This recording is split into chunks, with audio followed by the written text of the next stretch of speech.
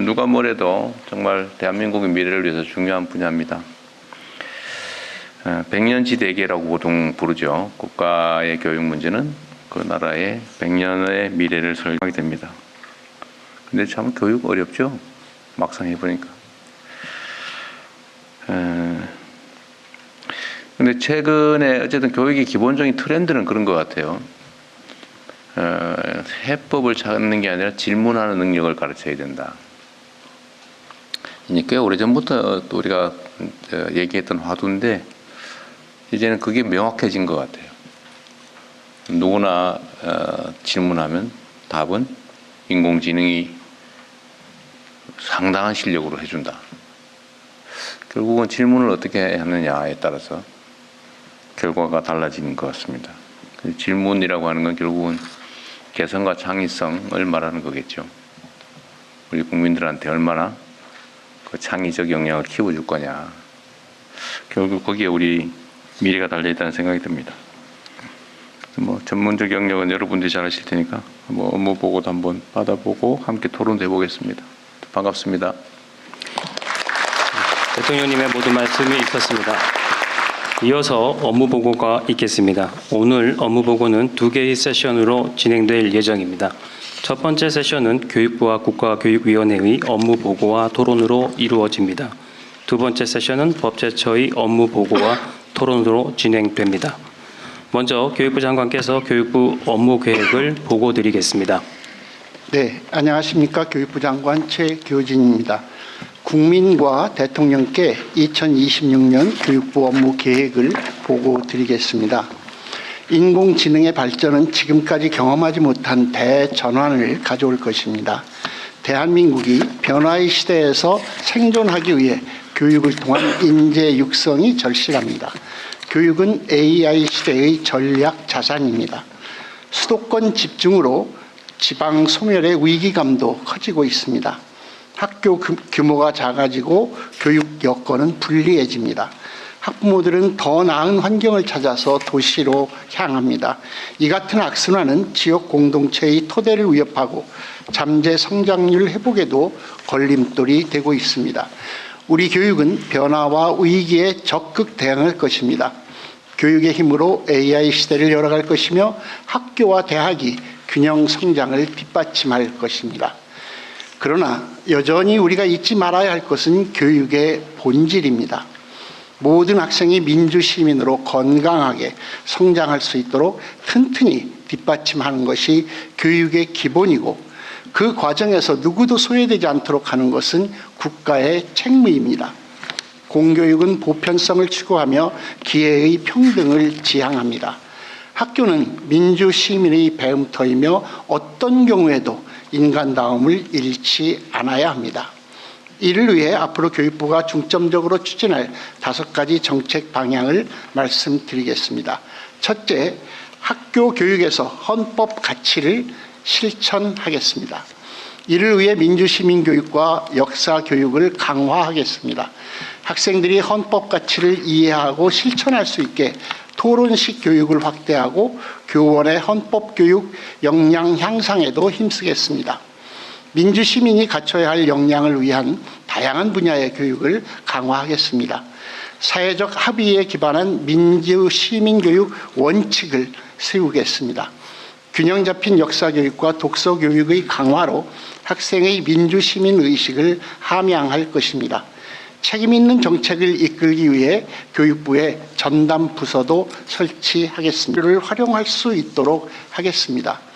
교육 특화 생성형 인공지능인 K-교육 AI가 학교에서 일상적으로 활용될 것입니다.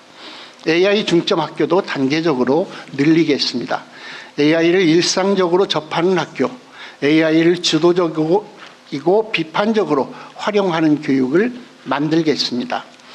AI 3강 도약을 위한 다층적 AI 인재를 양성하겠습니다. 박사급 혁신 인재를 5년 반 만에 양성할 수 있는 패스트트랙을 신설하고 다양한 분야와 인공지능을 결합한 융합 인재도 육성하겠습니다. 현장에서 바로 활약할 수 있는 실무 인재는 AI 디지털 중점 전문대학과 AI 소프트웨어 마이스터고에서 육성하겠습니다. 세 번째, 학교와 대학이 지역 균형 성장을 뒷받침하겠습니다. 국가 균형 발전을 위해서는 대학과 지역이 함께 성장해야 합니다. 지역에도 학생들이 가고 싶은 대학을 만들겠습니다. 거점 국립대가 5극 3특 성장 엔진과 연계한 지산학연 허브로 거듭나도록 지원하겠습니다. 대학은 지역이 필요로 하는 연구 성과를 만들고 지역에서 일할 유능한 인재를 육성할 것입니다. 지역의 산업이 다시 살아나면 우리 청년들이 지역에서 기회를 찾을 수 있게 될 것입니다. 지역이 주도하는 맞춤형 교육 혁신을 통해 소멸위기 지역의 교육력을 제고하겠습니다. 지자체, 교육청, 지역 주민이 함께 계획을 세우면 교육부가 지원하겠습니다. 문화, 예술, 체육, 복합시설을 학교와 결합하고 다양한 교육 프로그램이 가능하도록 재정도 집중 지원하겠습니다. 지역의 특성에 맞는 다양한 학교 모델이 확산되면 학교는 지역을 살리는 거점으로 거듭날 것입니다. 넷째, 기본이 튼튼한 교육을 지원하겠습니다. 교육과 돌봄에 대한 국가의 책임을 강화하겠습니다. 실질적인 개선이 이루어지는 정부 책임형 유보통합을 추진하겠습니다. 교사 대 아동 비율을 개선하고 유치원과 어린이집 교사 간 처우 격차를 완화하겠습니다. 거점 연계형 돌봄기관을 확충하고 무상교육과 보육을 4세까지 확대하겠습니다. 초등학교 3학년에게 연 50만 원의 방과 후 프로그램 이용권을 제공하여 학생의 선택권을 넓히고 학부모님의 돌봄 공백 걱정과 사교육비 부담은 덜겠습니다. 배움에서 누구도 소외되지 않게 하겠습니다. 학습 결손 원인을 종합적으로 진단하고 맞춤형 학습을 제공하는 국가 기초학력 지원 포털을 구축하겠습니다. 모든 시도에 기초학력 지원센터를 설치하고 경계선 지능과 심리 정서 문제도 지원하겠습니다. 특수교사 정원 확보율을 90%까지 높이고 2029년까지 특수학교 21개 학교를 신설하겠습니다. 학교 공동체도 회복하겠습니다. 마음건강 위기 학생을 조기에 발견하고 상담과 치료를 위한 지원도 확대하겠습니다. 정확한 원인 분석을 위해 학생 심리 부검도 새롭게 추진하겠습니다. 선생님이 안심하고 가르칠 수 있는 학교를 만들겠습니다. 중대한 교육활동 침해에 엄정 대처하고 피해 선생님을 위한 마음 돌봄 휴가를 확대하겠습니다. 교원이 존중받는 사회를 위해 교원의 시민으로서의 기본권 회복도 추진하겠습니다. 마지막 다섯 번째, 국민이 체감할 수 있는 변화를 만들겠습니다. 지역 주민에게 학교 시설의 개방을 확대하되 체계적인 관리 시스템을 갖추겠습니다. 과도한 사교육 입시 컨설팅 문제를 해결하기 위해 AI 기술을 활용한 대학 진학 상담을 고도화하겠습니다. 이상 핵심적인 내용을 중심으로 2026년 업무 계획을 보고 드렸습니다. 교육부는 이상의 과제들을 신속하고 속도감 있게 수행하여 교육을 통한 개인, 학교, 지역의 동반 성장을 꼭 실현하겠습니다. 감사합니다. 이어서 국가교육위원회 업무 계획을 국가교육위원장께서 보고하겠습니다. 안녕하십니까. 국가교육위원장 차정현입니다. 국가교육위원회 출범 이래 국민과 대통령님 앞에 처음으로 하는 업무 보고입니다. 위원회 핵심과 중점과제 중심으로 보고드리겠습니다. 국가교육위원회는 위원 21명으로 구성되어 있습니다. 산하에 전문위원회 3개, 국민참여위원회, 국가교육과정 모니터링단을 두고 있고 지난 2달간 대학 입학 제도, 학교 공동체 회복 등 특별위원회 9개를 발족했습니다. 정부 출범 이후 주요 성과입니다. 첫째, 의사결정 과정의 투명성을 높였습니다. 취임 후 첫 회의부터 비밀 유지를 강조해온 지난 운영 방식을 전면 폐기하고 논의 전 과정과 발언자 실명을 모두 공개하고 있습니다. 둘째, 국가교육위원회 기능 정상화를 추진했습니다. 수기 공론화 업무와 교육과정 조사 분석 업무의 전담부서가 곧 신설됩니다. 특별위원회는 본격적 논의에 들어가고 있습니다. 논의 결과의 활용에 대해서는 토의 시간에 말씀드리겠습니다. 셋째, 관계기관 협업을 강화했습니다. 고교학점제 관련 국가교육과정 개선을 위해서 위원회 산하기구의 논의뿐 아니라 시도교육청, 교원단체 등 다양한 주체와 교차 점검을 하면서 개선 방안을 검토 중입니다. 아울러 AI 3대 강국 도약을 뒷받침하기 위해 관계기관과 협력을 하고 있습니다. 국가교육위원회는 국가교육연의 혁신, 교육강국 도약을 위해 교육난제를 해결하는 지혜집중과 사회적 합의의 장으로 자리매김하겠습니다. 유능한 조직으로 전환하겠습니다. 교육난제가 많지만 국민의 지혜를 모아서 중장기적 해법을 찾겠습니다. 더욱 투명한 조직 운영으로 국민 신뢰를 반드시 회복하겠습니다. 10년 단위 국가교육발전계획을 수립하겠습니다. 국가균형발전, 인공지능 대전환 등 국가적 의제와 연계되도록 논의하겠습니다. 권역별 타운홀 미팅 등을 통해서 국민 의견을 두루 듣겠습니다. 미래지향적 국가교육 과정을 추진하겠습니다. AI 시대 교육, 민주시민교육 등 국가사회적 요구에 부응하여 국가교육 과정을 개선해 나가되 학교 현장과 교육 주체들의 목소리를 충분히 수렴하겠습니다. 넷째, 주요 교육정책의 수기 조정 공론화를 강화하겠습니다.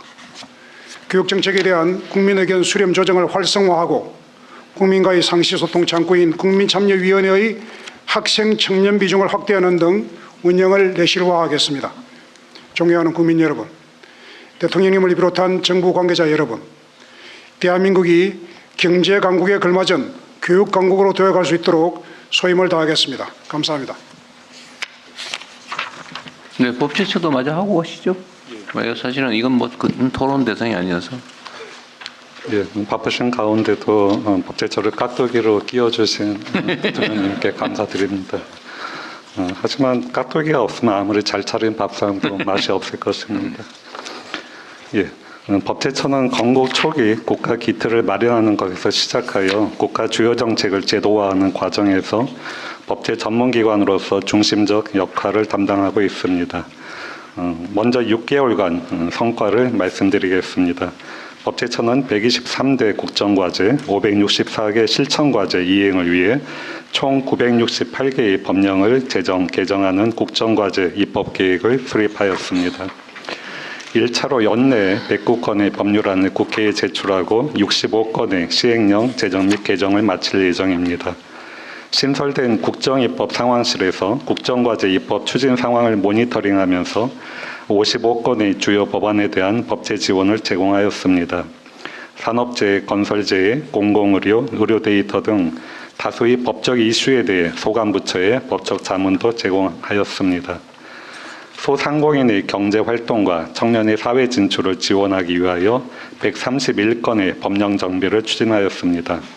대통령님의 결정 선례 전면 공개 방침에 따라 각 부처의 1차 유권 해석과 특별행정심판위원회 재결례 5만여 건을 지난 11월 24일 국민들께 전면 공개했습니다.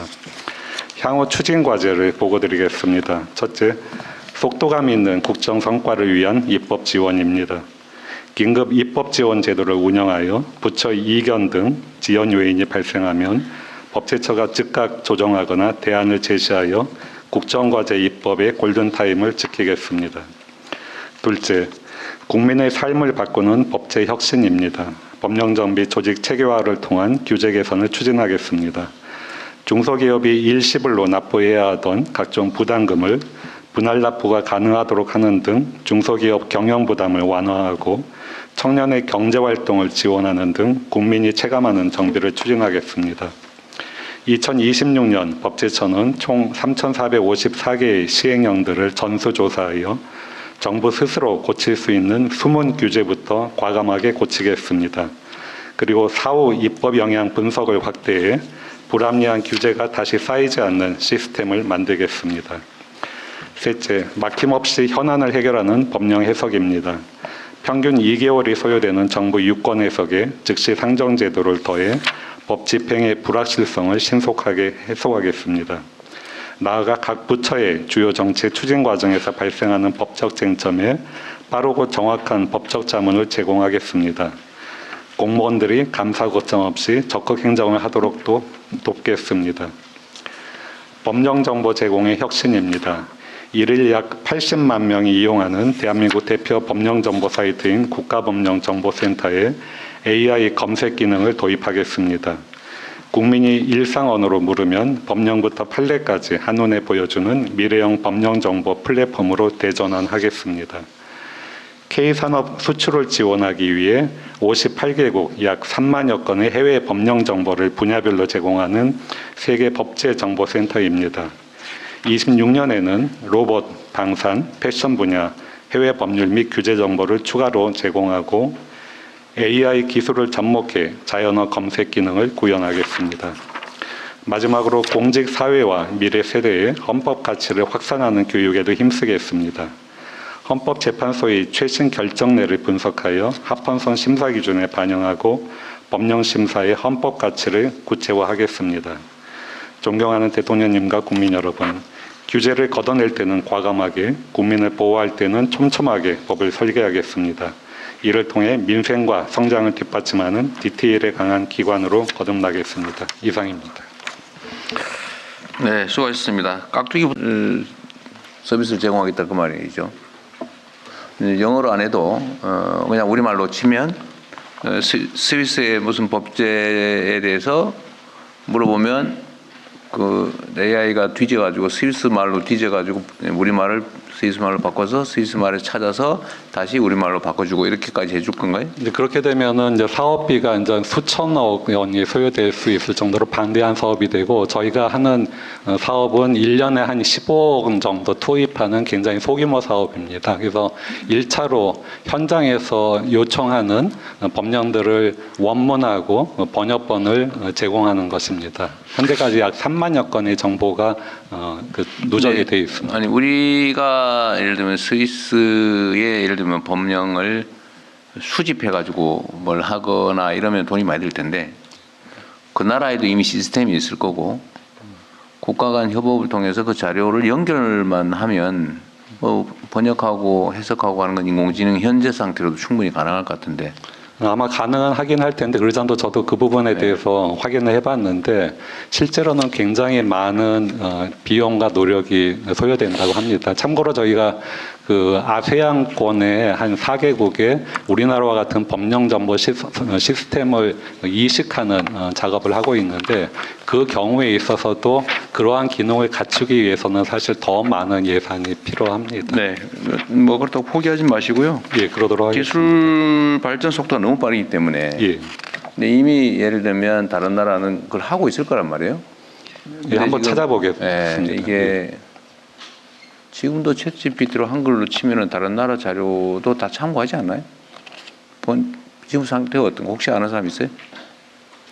지금 예를 들면 다른 나라의 이 나라는 어떠냐 이렇게 치면은 한글로 치면 다 그쪽 나라 자료 검색해가지고 다 넘어오잖아요. 법제처에서 직원들이 이제 사실은 그 외부만 그 챗GPT를 업무 예. 그게 아니고 그냥 그냥 상식적으로 전문적으로 아니고 그냥 챗GPT에다 치면 그거 나오네. 다른 나라 것도 다 뒤져가지고 한글로 다 표현해 주잖아요. 그러니까 그게 아마 뭐 가능한 방법이 있을 것 같으니까 그것도 전문가들하고 좀 연구를 같이 해보시죠. 예. 그 외에 법제처에는 더 이상 물어볼 게 없습니다. 예. 그다음 교육위원회를 같이 논의하면 될 것 같고, 일단은 제가 미리 전문 자료로 좀 몇 가지 체크해 보겠습니다. 하여튼 교육부 장관님이 말씀하신 것처럼 하여튼 인공지능 시대의 교육은 AI 보편 교육, AI는 예를 들면 한글처럼 네. 문자처럼 산수처럼 쓸 수 있게 해줘야 되는 거죠 이제는. 그렇습니다. 네. 그냥 뭐 특별한 기술이 아니고 뭐 당연한 가장 보편적이고 기본적인 도구로 네. 일상적 도구로 쓸 수 있게 해줘야 된다. 시스템이나 기술 역량이야 뭐 다른 부처에서 발굴할 텐데 하여튼 교육부는 평생 교육도 그쪽에서 맡고 있는 거죠. 네, 그렇습니다. 그러니까 초중고 대학생뿐만이 아니라 일반 국민들의 평생 교육 과정에서도 하여튼 인공지능을 어떻게 활용할 거냐. 네.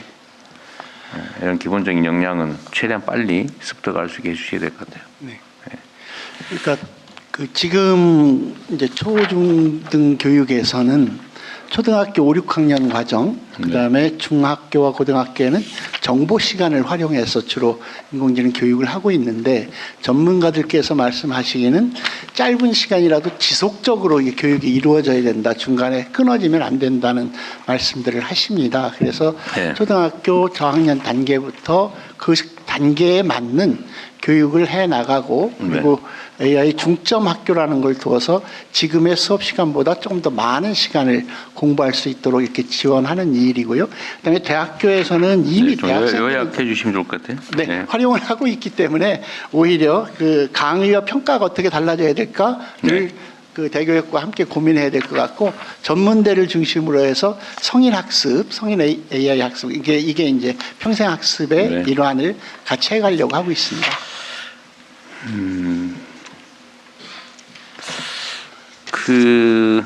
일단은 아까 업무 중에 교원의 정치 기본권 확대 이게 명확하게 얘기를 하자면 교사들이 정치 활동을 아무 때나 뭐 막 아무 장소에서나 막 하게 하자는 게 아니고 네, 교육 현장을 떠나서 사적 영역에서 그렇습니다. 교육과 관계 직무와 관련 없이 정치적 표현의 자유는 보장해야 된다. 이런 정도죠, 그러니까. 네, 그렇습니다.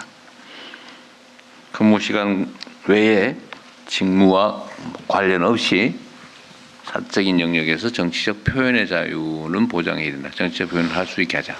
어쨌든 그런 거죠. 논란은 있습니다만 어쨌든 교사들이 너무 오랫동안 국민으로서의 기본적인 권리를 네. 네, 알겠는데 것을 국민들이 걱정하는 거는 네. 이 선생님들이 정치적 중립을 해야지 학교 가지고 애들한테 한쪽 편들게 하고 막 이러는 거 아닐까? 이런 걱정을 하는 거죠. 네, 네. 예. 그런 걸 하자는 건 아니라는 걸 명확하게 좀 하자는 그런 그렇습니다. 겁니다. 예. 근데 의외로 이 부분에 대한 여론조사를 해보면 그렇게 찬성이 높지가 않아요. 네, 교원들은 매우 찬성하는데 일정한 오해가 있는 게 사실이고 오해가 있는 것 같습니다. 제가 보기에는. 지속적으로 그래서 그 점을 홍보하고, 명확하게 네, 그렇게 하겠습니다. 지금 현재는 선생님이 자기 익명을 자기 이름을 감추고 몰래 어디 트위터에 답글을 써도 지금 제재 처벌받는 거잖아요. 지금. 네, 근데 그건 아무 상관없잖아요, 그죠? 네, 근데 그런 거다라는 건데 저는 동의하는데 공감하는데 이걸 입법을 할지 문제는 어쨌든 국민들께서 이거 충분히 납득을 해야 가능하지 않을까 싶은 생각이 듭니다. 그리고 교육청하고 교육부하고 교육위원회 관계를 좀 정리를 좀 해야 될 것 같아요. 네, 일단은 과거의 논쟁 사안 중에 교육부 사무 중에 네, 초중고 교육에 관한 부분은 각 지역의 그 교육감, 네, 교육자치기관, 교육감에게서 다 넘기는 게 어떠냐는 논란이 있었던 것 같아요. 근데 실제로 많은 부분을 넘기는 것이 필요하다고 생각합니다. 그리고 극단적으로는 그러면 교육청 뭐 할 일도 없는데 없애자. 그 점에 대해서는 어떠세요? 하지만 중앙부처로서의 교육부의 기능은 일정하게 남아있다고 보고요. 재정이라든가 전체가 적어도 국가 전체의 방향을 정확하게 함께 하는 것은 매우 중요한 일이라고 생각합니다. 그렇긴 하죠. 다만 학교 현장의 구체적인 사안에 관해서 교육부에서부터 구체적 지침을 내리는 것이 오히려 현장의 자치성, 자율성을 회방한다는 현장의 의견들이 높아서 가능한 한 교육청과 협의해서 많은 권한을 학교 현장에 넘겨드림으로써. 근데 그 기능은 네. 교육위원회가 하면 되지 않냐 이런 얘기도 있는 거죠. 국가교육위원회가 하면 되지 뭐. 일반적인 방향이나 지침을 정하는 거는 교육위원회가 하면 되는 거 아니냐. 라는 얘기도 있죠. 네. 교육위원회 한번 얘기해 보세요. 네, 지금 현재 국가교육위원회 제가 뭐 편싸움 시키는 건 아닙니다. 아닙니다. 저는 지금 교육관님 말씀에 좀 동의를 하는 편이고요. 국가교육위원회는 중장기 국가교육 발전 계획을 세우고 좀 교육부와 교육청이 실행하는 계획들이 장기적인 일관성을 가지도록 계획을 세우고 또 국가교육 과정을 마련하고 이런 것들을 통해서 이제 국가교육계획의 일관성과 장기적 전략을 마련하는 역할을 좀 충실히 하고 그 역할이 약간의 규범성을 좀 더 강화되면 좋겠다. 네. 그런 역할로서 국가교육위원회가 제대로 일하는 것이 우선급 선무이다 생각하고요. 교육부가 대한민국 정부 교육 전체의 어떤 총괄 기능을 하는 것이 교육청이 일을 하는데도 오히려 도움이 될 수도 있다. 저는 그렇게 네. 생각하고 있습니다. 하여튼 교육부와 국가교육위원회 간의 관계는 좀 분명하게 뭐 이미 다 정해져 있긴 하겠지만 그건 우리 국민 대중들한테도 좀 설명을 해두는 게 좋을 것 같아서 드린 말씀이에요. 네.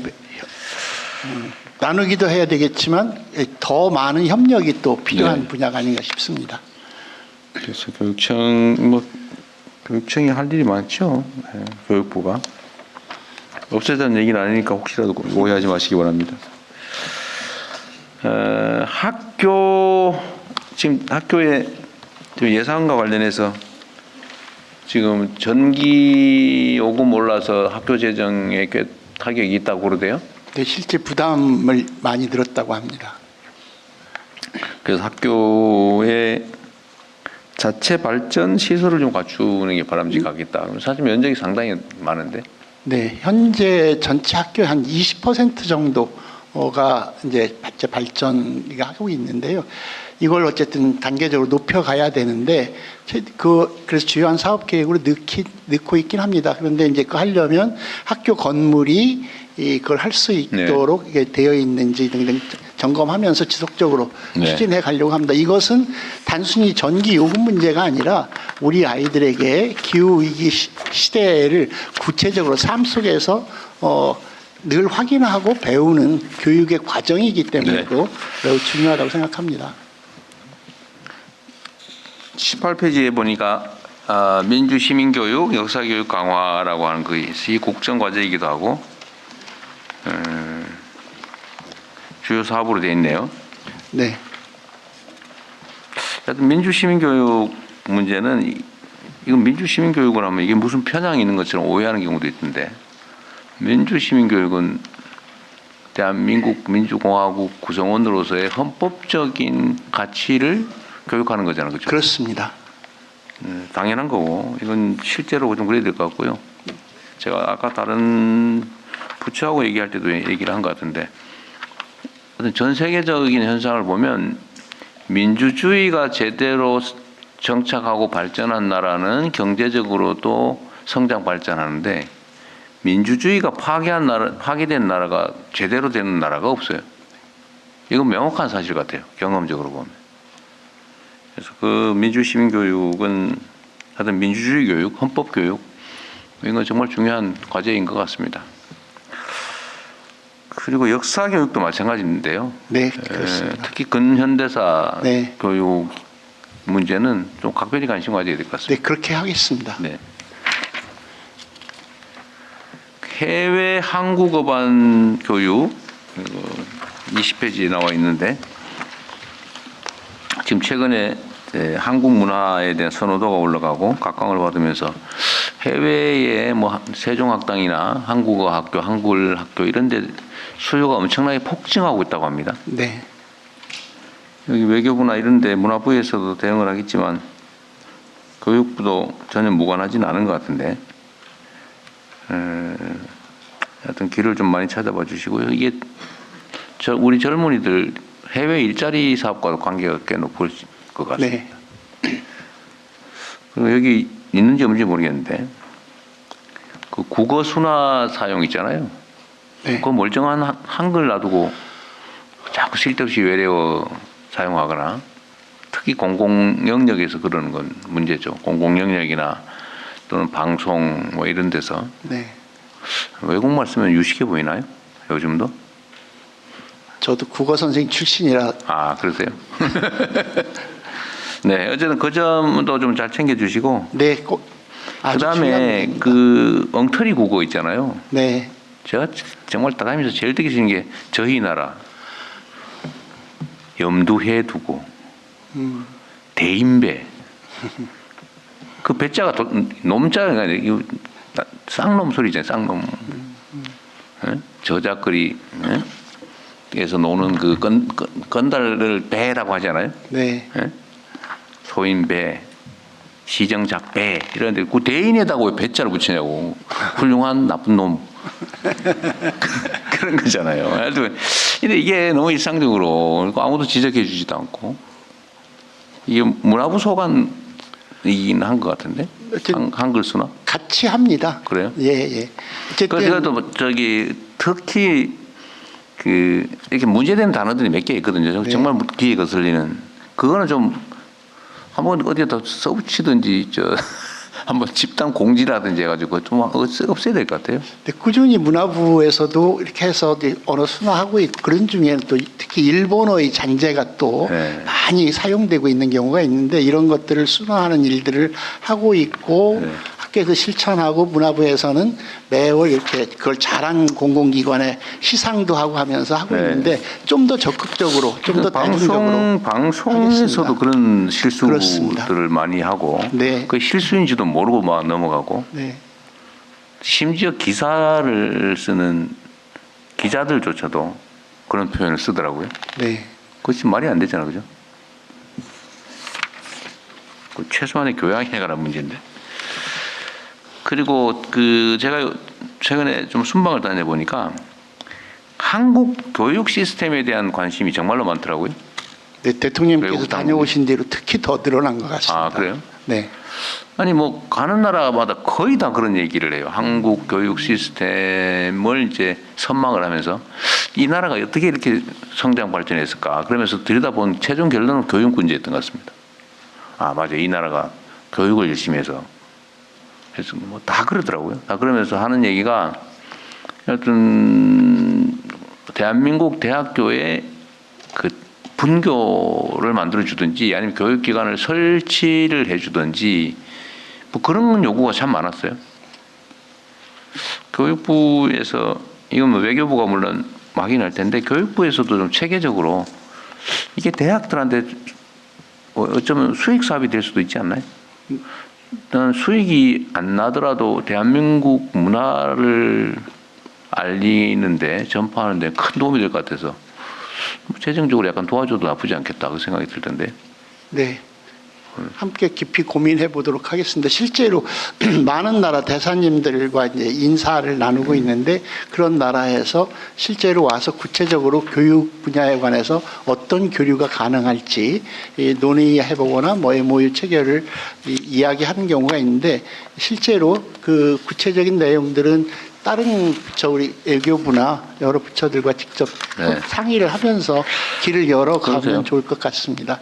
특히 한국어에 대한 그 요구가 많아서 한국어를 기본적으로 가르칠 수 있는 소양을 갖춘 네. 젊은이들이 외국 경험도 하고 가르침 있는 그런 그 일자리까지는 네, 못 알겠습니다. 모르겠습니다만. 예. 네. 그리고 이거 수능 있잖아요, 수능. 네. 요새는 의외로 거기에 뭐 사회적 논쟁이 심하게 되는 것 같지는 않은데 이거 등급제 지금은 기본적으로 등급제를 하는 거죠. 네. 예, 점수로 너무 세부적으로 줄은 세우지 않고 등급별로 블럭 묶는 거잖아요. 네. 근데 이거 다른 나라에 추첨하는 나라도 있죠.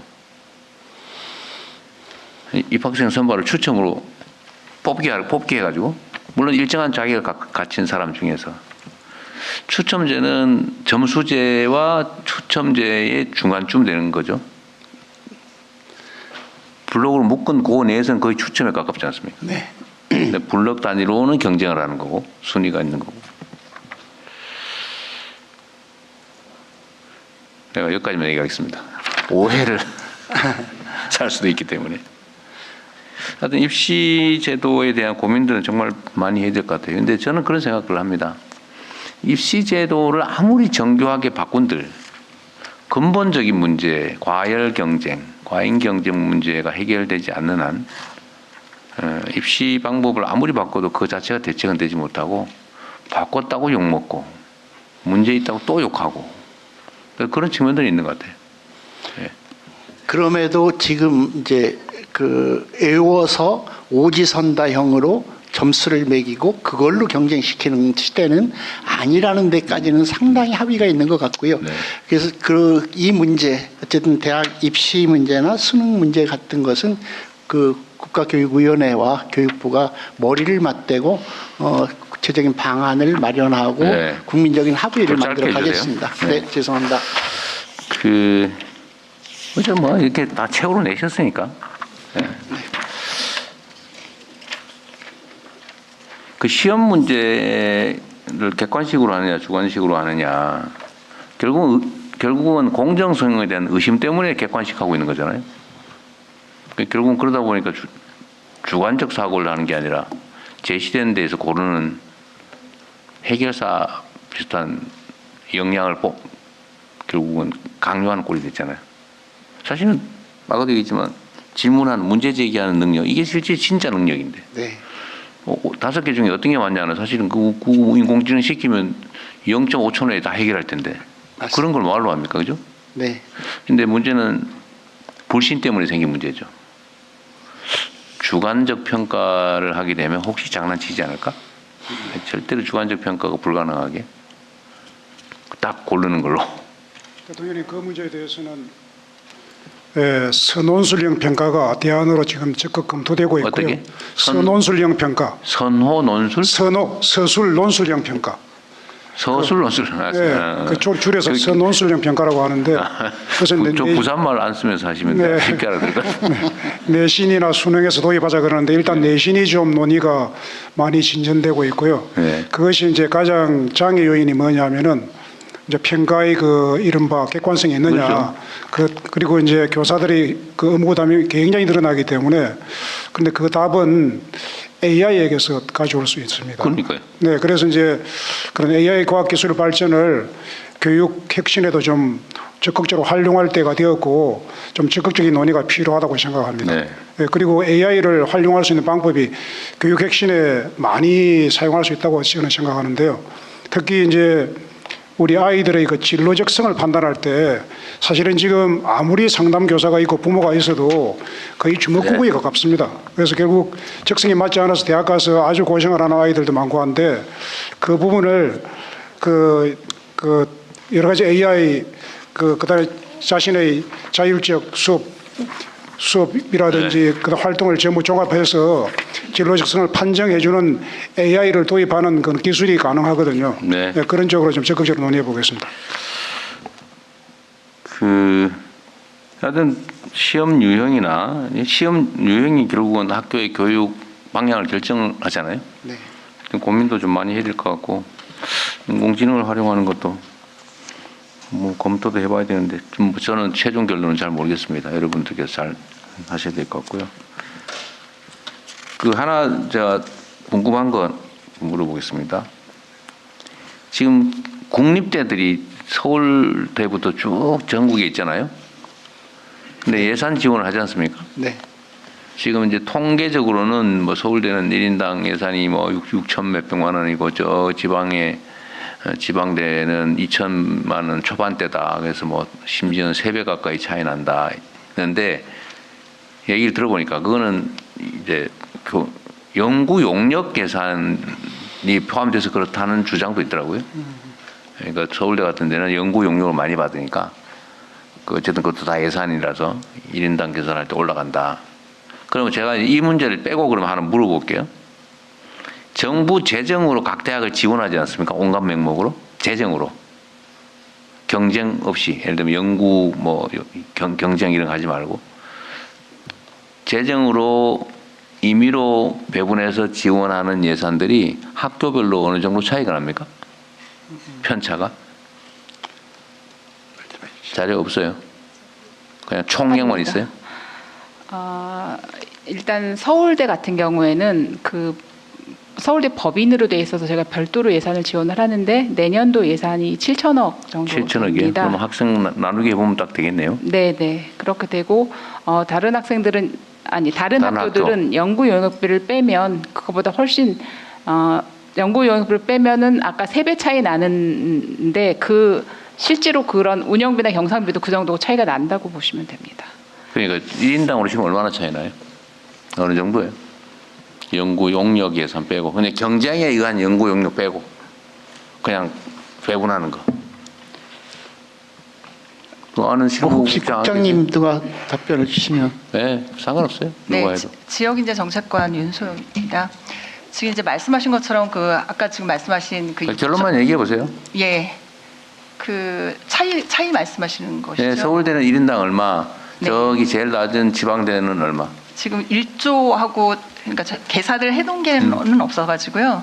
그러니까 그 연구 용역비의 차이 자체가 서울대는 한 1조 정도 되고요. 연구 용역비까지 네, 해서. 그러니까 연구 용역비로 자체 수입을 잡는 게 1조 정도 되고 기본적으로 그 거점 공립대들은 대학마다 좀 편차가 있는데요. 그것의 한 10분의 1 정도밖에 되지 않습니다. 근데 그 이유 중에 하나가 뭐냐면 말씀하신 대로 그 R&D를 수주하는 실적은 아니, 그러니까 네. 자꾸 제가 그만두고 네.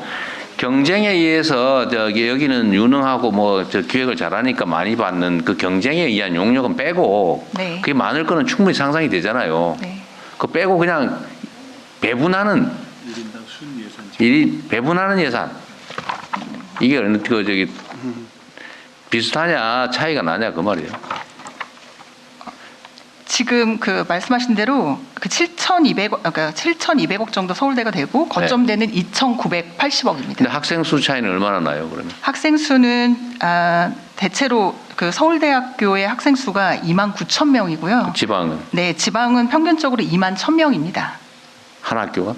네, 큰 21,000 차이가 안 나네요. 그러니까 네. 지원금은 2배 이상 차이가 나는 건데 네, 두 배 정도 되죠. 네, 2,900억과 네, 학생 수는 2배가 아니라 한 20% 정도 많은 수준이니까 네, 그 서울대에다가 그 일방적 재정 지원 그러니까 분배되는 재정 지원이 더 많은 게 맞네요.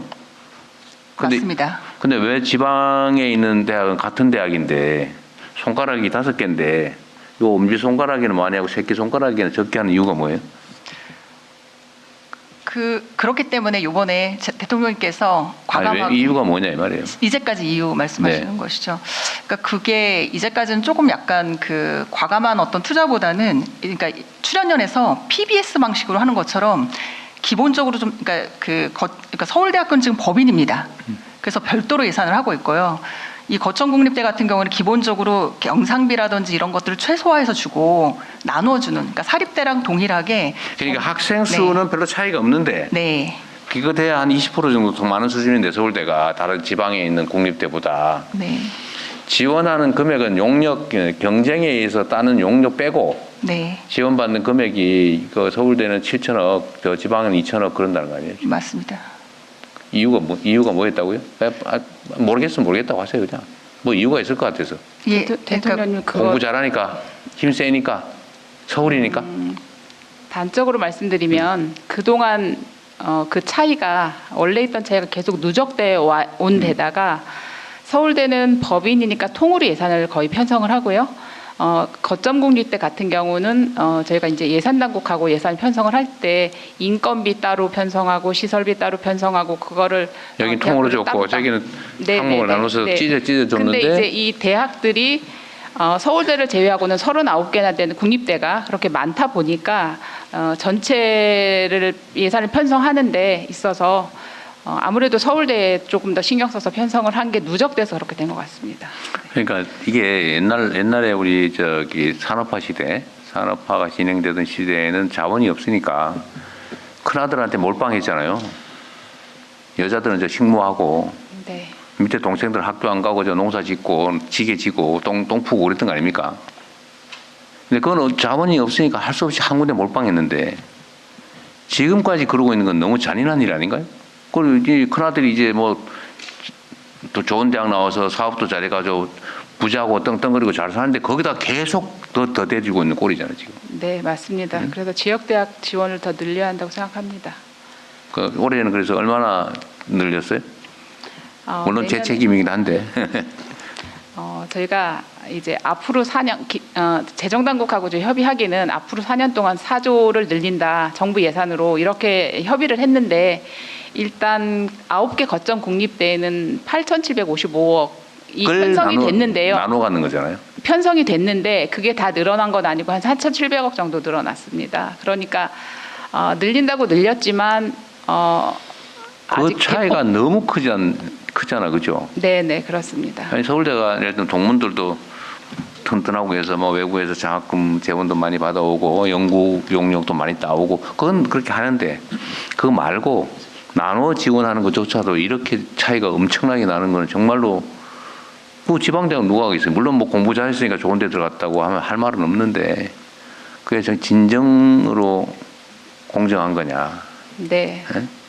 그래서 이번에 늘린 예산을 저희 나름으로 서울대를 줄이면 섭섭할 테니까 네, 지방을 최대한 늘려갑시다. 네. 지방대를. 고등교육 재정이 OECD 국가에 비해서 지금 60% 정도밖에 되지 않기 때문에요. 고등교육 전체의 파이를 늘려야 되는 거는 꼭 필요하다고 말씀드립니다. 네. 빨리 경제가 살아야지 그러니까. 예, 하여튼 제가 우리 국민들께서도 같이 공감해 주십사 하고 드린 말씀입니다. 이게 너무 대통령님께서 가장 강조해 주셨듯이 그 문제를 해결하기 위해서 어쨌든 국민주권 정부에서는 서울대의 70% 수준까지 지역 거점 국립대의 네. 예산 지원을 늘리겠다. 그렇게 해서 그 학교들이 살아남으로써 지역이 함께 살아가도록 네. 하자는 걸 열심히 교육부에서도 하겠습니다. 그 요새는 저런 얘기는 안 하나요? 저때 한참 정치적 논쟁거리였는데 그 서울에 있는 국립대를 지방으로 옮기자. 요새는 더 이상 얘기 없어요? 그런 얘기가 나오다가 그게 굉장히 무리한 얘기인 것이 이제 많이 이제 밝혀졌고요. 그래서 지역에 서울대를 만들자 이렇게 추진하고 있습니다. 근데 그런 얘기도 있었다 한때는. 네. 자 이제는 산하기관들 얘기 좀 해볼게요. 한국장학재단 어디 이사장님이세요? 뭐 장학재단은 주로는 학자금 대출 이자 문제가 꽤 논쟁거리인 것 같아요, 그죠? 예, 1.7% 주고 있습니다. 1.7%로 1.7%. 예. 졸업 후에도 수입이 생길 때까지는 요새는 면제해주고 그렇게 그렇습니다. 네, 바뀌었죠. 예. 대상도 좀 늘리고 있고. 예. 네. 교육비, 학비 때문에 빚쟁이 돼가지고 신용불량 되지는 않게 좀 해주시면 좋을 것 같습니다. 그렇게 하겠습니다. 네. 예. 국가평생교육진흥원은 누가 나오셨나요? 예, 여기 있습니다. 네, 예. 그 직함이 뭔지, 예. 성함이 뭔지도 얘기하십시오. 예, 국가평생교육진흥원장 직무대행 심한식입니다. 직무대행이에요. 여기도 결혼된 모양이죠, 원장님이? 네, 그렇습니다. 직원은 177명이고 이것도 되게 중요한 기관인데 의외로 인원수는 많지 않네요. 예, 저희가 사업을 위주로 해서 지금 저희 2008년에 설립된 이후로 꾸준히 늘려온 수입니다. 평생교육은 정말 중요한 사회적 의제인데 내가 지금 다른 부처의 산하기관들 보다 보니까 이거 보니까 애게 이런 생각이 드네. 교육부가 힘이 없어서 그런가요? 평생교육 자체 예산이 교육부 1% 안 되죠? 1%쯤 됩니까? 예산이 569억밖에 안 된다고? 예. 안 됩니다. 네. 대략 1% 정도 569억이네. 전체 다 해서. 네. 하여튼 좀 평생교육도 사실 많이 키워야 될 영역인데 그러니까 알겠습니다. 동북아 역사재단은 누구 나오셨어요? 동북아역사재단 이사장 박지향입니다. 네. 동북아 역사재단은 역사 문화 왜곡에 대응하는 조직이다. 일본, 중국의 독도 주권 수호 국제학술교류 협력. 이 역사 교육 관련해서 무슨 환빠 논쟁이 있죠. 저는 잘 모르겠습니다. 왜 몰라요, 그거를? 환빠 논쟁이라고. 아는 사람 없어요? 그죠? 당군 한당국이 그 예. 그 주장하고 연구하는 사람들을 보고 비하해서 환빠라고 부르잖아요. 그런 데는 아예 동북아 역사재단은 특별히 관심이 없는 모양이군요. 고대 역사 부분에 대한 연구를 놓고 지금 다툼이 벌어지는 거잖아요. 네네, 그렇습니다. 그러면 여기 동북아 역사재단은 고대 역사 연구를 안 합니까? 열심히 하고 있는데요. 지금 소위 이제 제야 사업자들이라고 하는 대통령께서 말씀하시는 게 그분들 얘기인 것 같은데. 맞아요.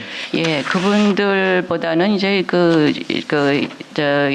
전문 연구자들의 이론이 주장이 훨씬 더 설득력이 있기 때문에 저희로서는 아마 이제 전문 연구자들의 의견을 받아들일 수밖에 없습니다. 증거가 없는 건 역사가 아니다.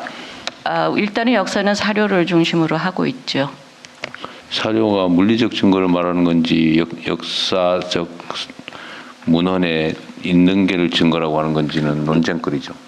기본적으로는 문헌 사료를 저희는 중시하고 있습니다. 환단고기는 문헌이 아니에요. 모든 역사가 다 사실을 기록하고 있지는 않습니다. 그래서 많은 연구자들이 그것이 그 기록이 사실인지 아닌지에 대해서 이제 논란을 벌이고 있고, 물론 모든 게 뭐 다 정확하고 이거는 맞고 틀리다라는 거는 없습니다. 저희 재단에서도 사실 한때 소위 제야 사학자들하고 협력한 적이 있습니다. 그런데 별로 그렇게 결과가 좋지를 않았습니다. 결과 좋지 않아서 너무 심하게 싸웠어요? 약간 그랬습니다. 우리 원장님 언제부터 원장하고 계세요? 저는 23년 12월부터 하고 있습니다. 23년 12월부터? 화해가 안 되는 모양이죠? 저희도 화해를 시키려고 노력을 했는데 그게 쉽지는 않습니다. 쉽지 않겠죠. 하여튼 이게 쉬운 의제는 아니죠. 예, 그렇습니다. 이거 결국 역사를 어떤 시각에서 어떤 입장에서 볼 거냐의 근본적인 입장들의 차이가 있는 것 같아요. 네. 이제는 고민거리입니다. 자, 그렇고 사립학교 교직원 연금공단은 누가 나오셨어요? 예, 사학연공단 이사장 송화중입니다. 네, 고생하십니다. 여기 뭐 특별한 의제가 있는 것 같지는 않아 보여요. 고맙습니다. 네, 뭐 고마울 건 없고. 네, 그래요. 서울대학교 병원. 네, 서울대병원장 김영태입니다. 여기 있습니다. 예. 분당 서울대병원은 서울대학교 병원의 시설의 일부예요? 거의 독립된 기관처럼 운영하는 것 같은데? 인사권하고 경영만 독립돼 있고 같은 인사와 경영이 독립돼 있어요. 법인 안에서 네, 실질적으로 독립돼 있다. 인사와 경영이 독립돼 있으면 뭐 실질적으로 독립이. 그런 회계가 독립돼 있잖아요. 회계만 독립돼 있습니다. 아니 회계, 인사, 경영이 다 독립돼 있다는 얘기인데 뭐 들어보니까. 인사는 병원장 인사권은 서울대병원장한테 있고요. 그리고 그 안에 직원들에 대한 인사권은 분당 서울대병원장이 가지고 있다. 이렇게 돼 있습니다. 약간 관계가 좀 이상하다보다는 약간 특이해 보여서. 알겠습니다.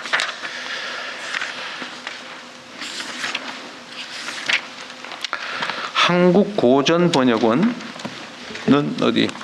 여기 있습니다. 그러시군요. 고전번역원은 번역할 고전이 많아요?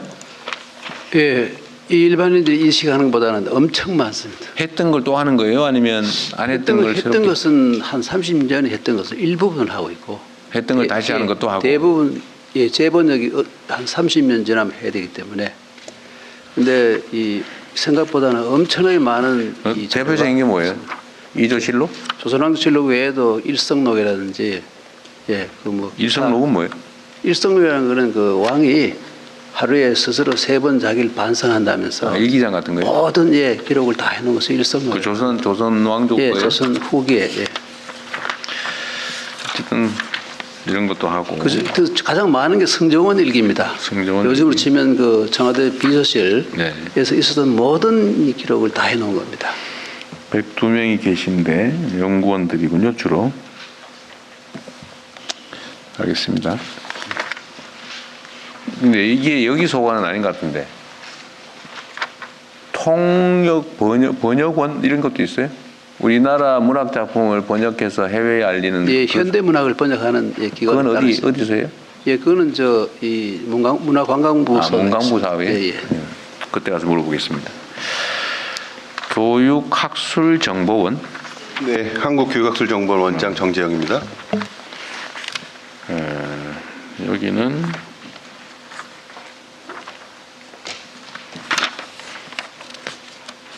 하는 일이 많네요. 대표적인 것은 유초중고 교육행정 시스템, 교육정보 시스템, 그 재정정보 시스템 등을 운영하고 있습니다. 그렇군요.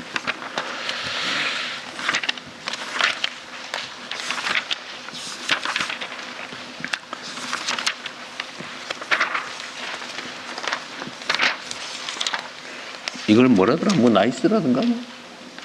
나이스라고 합니다. 교육행정정보 시스템. 그거 관리하시는 거예요? 네, 저희가 사용자가 교원이 50만 명이고요. 학생은 550만, 보호자도 뭐 1,000만 명 가까이 되고 있습니다. 나이스라는 그 프로그램 관리를 한다고 말이군요. 네, 교무행정, 뭐 그 성적표 관리 이런 게 다 저희가 하고 있습니다. 보육진흥원. 네, 한국보육진흥원장 조용남입니다. 아, 네. 보육진흥원은 영유아 정책 허브기관. 네.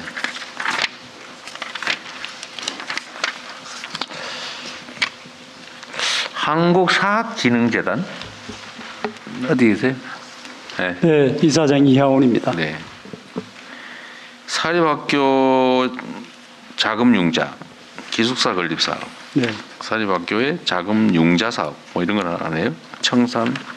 네, 교육 환경 개선. 재원은 어디에서 나오는 거예요? 기금으로 해서. 사학진흥기금에서. 네, 네. 사학진흥기금에서. 사학진흥기금의 재원은 어디서 와요?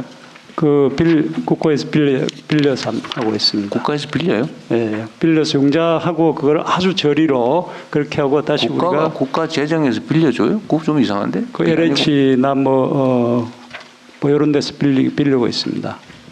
빌려서 융자 사업으로 교육 환경 개선하고 아주 저리로 일반 시중보다. 아니, 제가 물어보는 거 얘기하십시오. 다른 거는 다 읽어봤고요.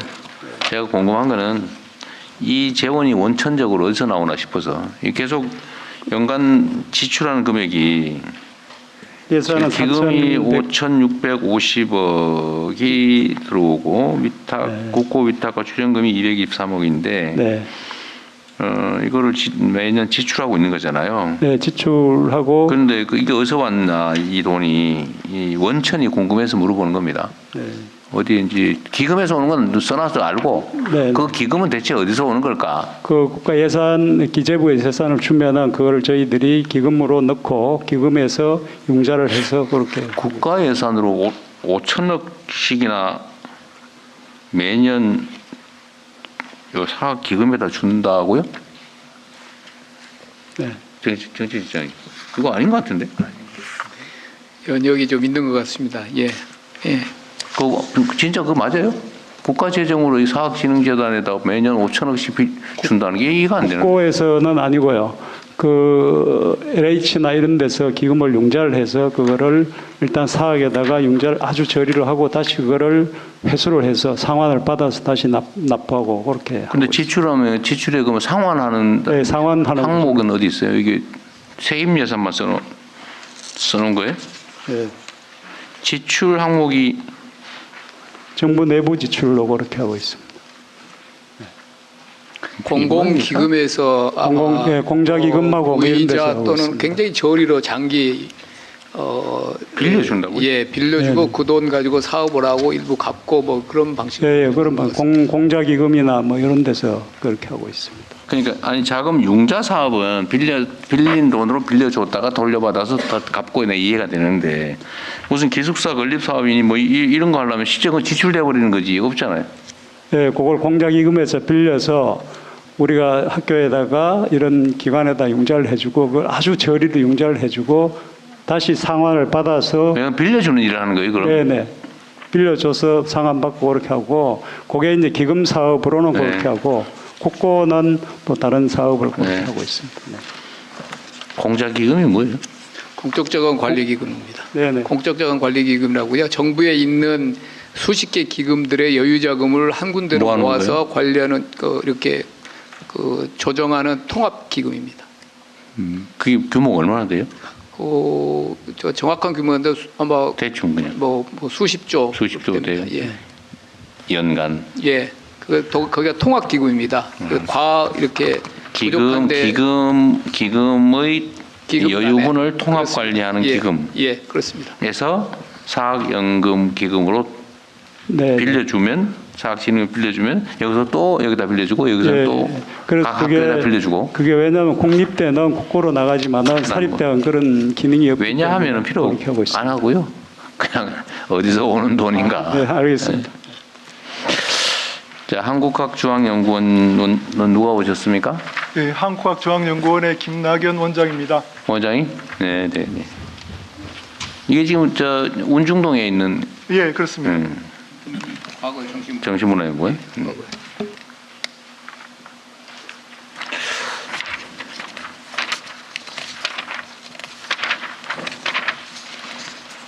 네, 수고 많으시고요. 네. 이제 병원들이 쭉 있나? 원주 치과대병원 뭐 오셨어요? 안 오셔도 될 것 같은데. 원주 치과대병원. 오늘 참석하지 않으셨어요? 아, 그래, 병원들은 안 오겠죠. 강원대학교 병원도 마찬가지. 병원들.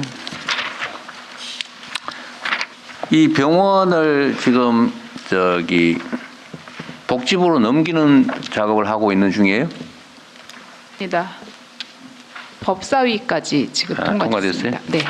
경북대학교 병원. 근데 여기에 교수들은 반대하고 다른 종사자들은 찬성하고 그렇다는 거예요? 네, 대체적으로 그렇습니다. 모든 병원을 다 넘길 겁니까? 국립대병원은 하나의 법으로 돼 있고요. 서울대병원도 또 다른 별도의 법으로 돼 있어서 네. 일단 국립대병원법만 개정하는 것으로 했습니다. 서울대병원법은 왜 안 해요? 국립대병원, 그러니까 지역 의료를 우선 강화해야 되니까 국립대병원 먼저 했고요. 그리고 저항이 심해서 그런 건 아니고요? 네. 저항이 심해서 그런 건 아니고? 서울대병원 솔직히 한번 얘기해 보세요. 일단은 수도권에 있고요. 서울대병원은. 그리고 서울대병원은 다른 국립대병원보다 연구 기능이 지금 더 강화가 돼 있기 때문에 일단 국립대병원 하고 그다음에 단계적으로 해야 될 것 같습니다. 국립대병원은 교육부에 있는 국립대병원은 기본적으로 다 복지부로 넘기는데 일단 서울대병원을 빼놨다. 하나만 빼놨어요? 다른 것도 빼놨어요? 네, 서울대병원하고 서울대 치과병원입니다. 서울대 치과병원. 네. 치과병원도 연구를 많이 해서 빼놨어요? 그건 아니고요. 서울대 치과병원도 별도 법이 있어서 일단 네. 제가 한마디 서울대병원장으로서 말씀드려야 될 것 같은데 저희 서울대병원장이야. 난처하긴 한데요.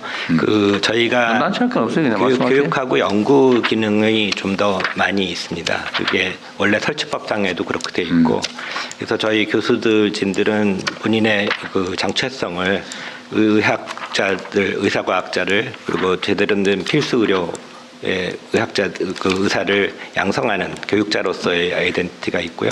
또 연구 기능도 많아서 혹시 보셨을지 모르겠지만 의료 소버린 AI 지금 작업을 해서 지난주에 발표를 했습니다. 그리고 그런 우리 의료 데이터들이 좀 지금 현재 제가 알기로는 밖으로 국외로 반출이 될 수가 없기 때문에 소버린 AI를 하기 위해서는 의료 소버린 AI가 가장 적합하고 또 의료 부분에서 AI를 사용하려면 챗GPT 같은 그런 외산이나 상용 서비스를 이용할 수가 없습니다. 그래서 저희가 만들었고 국가고시 96.4점 받아서 챗GPT 5번보다 더 좋은 성과를 냈습니다. 그래서 앞으로 연구기관으로서의 특성이 많기 때문에 고려될 부분이 있다는 말씀을 곁다리로 언급해서 지나가는 길 한번 한 거죠? 알았습니다. 네. 뭐 다 사정이 있겠죠. 국가교육위원회는 뭐 특별히 더 저는 드릴 말씀이 없어서 잘해 주십사 말씀드리고요. 우리 총리님부터 먼저 혹시 추가할 게 있으면 얘기하시고 나머지는 다 학교 얘기라서요. 그 평생학습 아까 말씀 나왔는데 예산이 1% 수준이잖아요. 근데 이게 AI 시대가 되면서 사실 더 중요한데 솔직히 얘기하면 평생학습 관련한 실제 예산은 고용노동부에 쓸 수 있는 게 더 많은 거 아닙니까? 저는 그렇게 보는데 맞습니다, 이 총리님. 부분을 칸막이를 갖고 이러저런 갈등이 있었는데 저는 사실 평생학습에 대한 거 그 고용노동부에서 인문학 교육까지 할 수 있는 걸로 풀면서 저는 고용노동부에서 할 수 있는 쪽을 상당히 어느 쪽으로 가야 된다고 봐요. 이 문제에 대해서 교육부에서 상당히 다른 생각을 하는 걸 아는데 이제는 이 논의를 좀 해야 될 때가 좀 됐다고 봅니다. 노동교육으로 넘긴다고요? 아니 거기에 실제로는 평생 학습을 할 수 있는 예산이 거의 다 있습니다.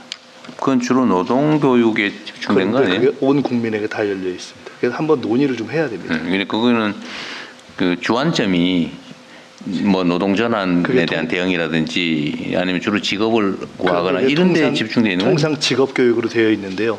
실제로는 쓸 수 있는 대상이 거의 일반 국민에게까지도 상당히 열려 있는 부분이어서 이게 AI 평생 교육 시대 한번 이 논의를 해야 될 때가 전 됐다고 봅니다. 그래서 요거 한번 조금 이렇게 서로 문을 열고 논의를 해봤으면 좋겠고요. 다음에 그 한번 주제를 잡고 이 부처가 논의를 하겠습니다.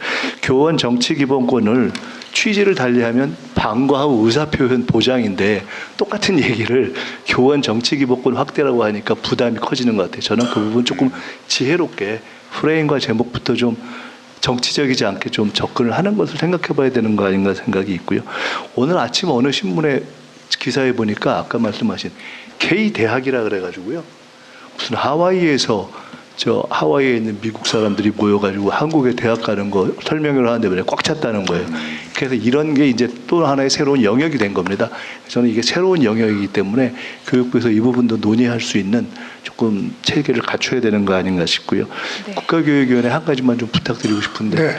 초당적이고 장기적인 국가적 교육 과제 네. 이건 사실은 국가교육위원회가 사회적 토론을 하는 걸 기획을 해서 네. 차근차근하게 좀 몇 가지 이슈를 잡고 진행을 해갔으면 좋겠습니다. 네. 그걸 좀 기획해서 좀 리스트업을 해가지고 공유를 한 뒤에 정해서 온 국민이 관심 갖고 할 수 있게 하는 것이 저는 국가교육위원회의 중요한 역할이 아닌가 싶거든요. 올해 계획을 세우고 그 있습니다. 부분 꼭 좀 제안을 좀 해주셨으면 좋겠습니다. 네. 끝으로 한 가지만 법제처요. 사실 이게 정말 총리실에서 이런저런 걸 할 때 필요해서 보니까 법률 전문가가 어떤 걸 할 때 하는 그런 인력이 별로 없더라고요. 전 굉장히 황당하다고 생각했어요. 그런데 이게 저희 정부 부처의 대부분 법령할 때만 컨설팅을 해주는데 그게 아니라 아까 원래 하기로 하신 법적 컨설팅을 해줘야 법적 자문이 굉장히 중요한 기능을 합니다. 이제는 그냥 맡겨놓지 마시고요. 선제적으로 범부처 법적 자문을 한 번씩 회의를 해서 좀 끌고 가셨으면 좋겠어요. 저희가 이렇게 옆에서 서포트를 할 테니까 이제는 그런 걸 해야 될 때가 됐다고 생각됩니다. 예, 그렇습니다. 그 말씀 나오신 김에 한 가지만 저희가 제안을 하면은 지금 법제처 인력이 230명입니다. 50개 전부 중앙부처의 법령들을 전부 다 검토를 해야 되는데 이게 정책 입안 단계부터 정책 내용 자체까지 그리고 현장의 내용까지 잘 알아야 됩니다. 그러기에는 인원이 너무 부족하고 현재 지금 그 올해만 파견된 인원이 법제 인력이 10%입니다. 그러니까 지금 굉장히 한계 상황인데 정비를 제대로 하기 위해서는 그 자문을 제대로 수시로 응하기 위해서는 현재 인력에서 한 50명만 더 충원이 되면은 조금 여유 있게 할 수 있을 것 같습니다. 그래서 그 부분을 부탁드립니다. 네, 나중에 국무회의 안건으로 하나 내보세요. 제가 하나 물어보려다 까먹은 건데 그 교육감 하시다가 지금 교육부 장관으로 입지가 바뀌셨잖아요. 지금 교육교부금? 네네. 교육교부금을 어떻게 처리할 거냐를 가지고 사실은 교육부하고 지방교육청하고 갈등이 있죠. 갈등까지는 아니고요. 여의도가 문제인 거예요? 네? 여의도에서 입법으로 지금 일부 지방교육청으로 가는 교육재정교부금인가? 네네. 그거를 일부를 교육부의 일반 회계 또는 대학 계정으로 넘기려고 하잖아요. 일부 지금 하고 있고. 네, 그렇게 일부 하고 있습니다. 그에 대한 의견은 어떠세요? 사실 지방교육재정교부금에 관해서 다양한 여러 가지 말들이 많은데요. 네. 실제로 시도교육청의 예산을 들여다보면 실제로 교육부 그 예산의 거의 80% 이상이 인건비, 경직성 경비입니다. 그리고 그 교육청에 요구되는 학교 현장에 요구되는 학생 수가 줄어든다고 다양한 지출이 줄어들기가 쉽지 않다. 근데 새로운 사업은 계속 늘어나고 있고 투자할 곳은 그리고 어떻게 보면은 새로운 시대가 가는 속에서 우리 아이들의 교육 환경을 개선해 주는데도 사실 굉장히 많은 예산이 필요해서 지방교육 재정 교부금을 손대기보다는 고등교육 그 재정 교부금을 새롭게 어떻게 모색할 것인가를 같이 고민해야 되는 것 아닌가 하는 생각은 가지고 있는데 이제 그 예산 당국이 그러니까 다른 부처하고 예산 당국 우수시잖아요 지금. 그 정체성을 교육감으로서의 정체성을 여전히 가지고 계신 거예요? 아닙니다. 편드는 건 아니고. 마침 우리 교육감 협의회 회장님도 마침 오셨는데요. 회장 강은입니다. 물론 지방교육 재정에 대해서 저희 시도 교육감 협의회에서 무조건 주장하는 건 아닙니다만 지금 고등 평생 교육 재정에 저희가 일부 재정을 이관해서 5년 그 전에 한시법이 지금 다시 연장된 상황입니다. 3년간 하기로 했나요? 5년간 연장이 됩니다. 앞으로 5년? 네. 그래서 예, 그럼 1년에 1조 5천억인가요? 네, 1조 5천억 혹은 2조 정도를 대학 교육 계정으로 옮기는 거예요? 네. 고등 평생 교육 재정으로 이관되어서 예산 부수 법안으로 통과된 이미 5년간 하는 걸로 결정돼 버렸군요. 예. 그래서 지방교육 재정이 이제 학생 수가 줄어들면 순차적으로 줄어드는 게 아니라 학생 수는 학교에서 조금씩 줄어들기 때문에 구조 조정이 현재까지는 좀 어렵습니다. 그래서 학생 수가 줄어드는 게 실제적으로 영향이 미칠 수 있는 시기는 2030년 정도로 저희 교육감들은 예측하고 있고요. 그와 더불어 교원 정원 부분도 굉장히 심각한 상황입니다. 초등은 줄어드는 상황이어서 좀 순환이 되고 있지만 좀 요약하면 좋겠네요. 네, 그래서 이 부분을 말씀드리고 싶습니다. 지금 40, 50대에 집중되어 있는 교원들이 배정되어 있기 때문에 이 30대 교원을 지금 급격하게 줄여서 뽑는다면 미래 100년 대계에서 교원 수급에 상당히 문제가 될 것으로 보고 있습니다. 남는 게 없다. 지금 있는 얘기죠. 뭐 그렇겠죠. 자, 또 이제는 제가 드릴 말씀은 다 드렸고 총리님 말고 다른 분 하실 말씀은 가급적인 대통령실은 자중하면 좋겠고 여기 참석하신 분들 중에 하시고 싶었던 얘기, 못한 얘기 하십시오. 예, 안녕하십니까 대통령님. 대교협 회장을 맡고 있는 전북대 총장 양호봉입니다.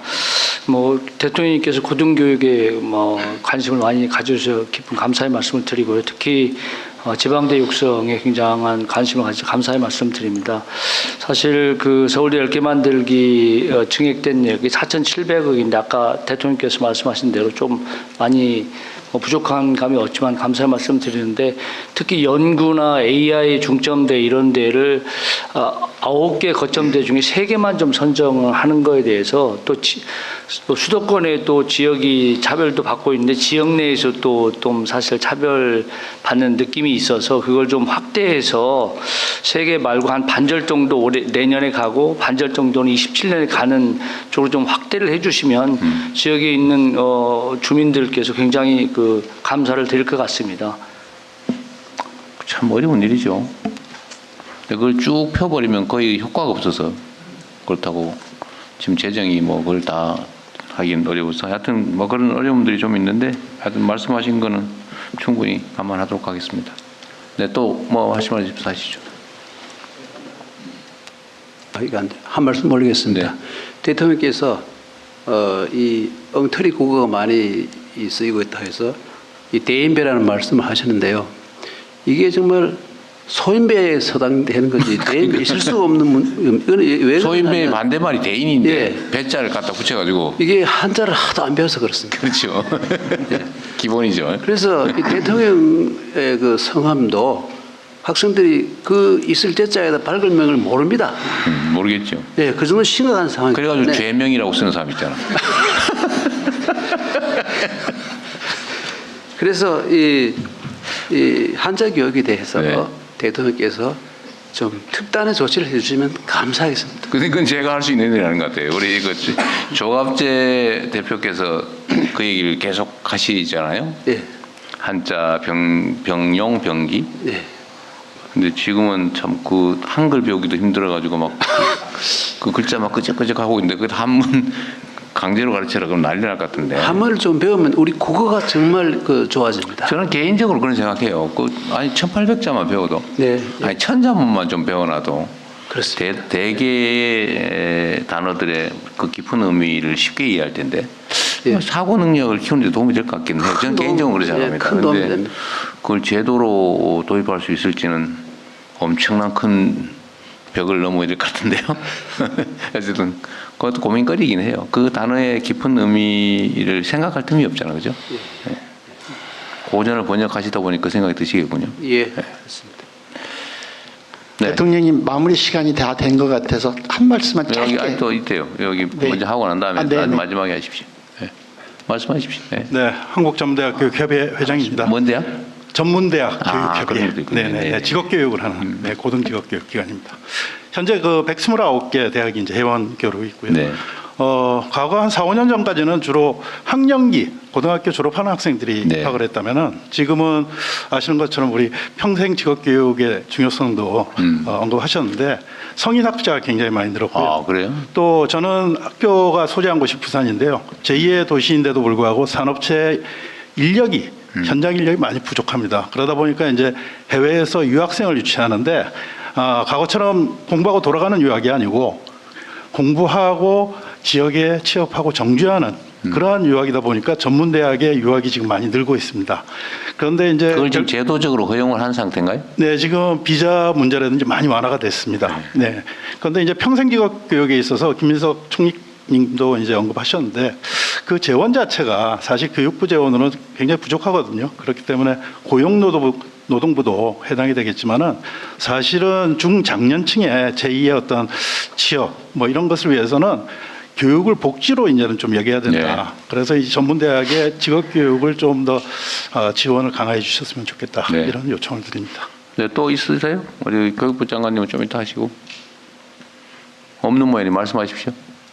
네, 이 자리가 국민께 보고 드리는 자리라서 그냥 쉽게 말씀드리면 교육은 그냥 믿음과 기다림이라고 이야기들 합니다. 우리 아이를 믿어주고 선생님들을 믿어주고 학교를 믿어주고 믿으면서 변화를 기다려주시면 네. 대한민국 교육은 우리 아이들은 선생님들은 국민들의 기대에 부응하기 위해서 최선의 노력을 다 하실 것입니다. 이 믿음이라는 게 신뢰인데요. 교육에 대해서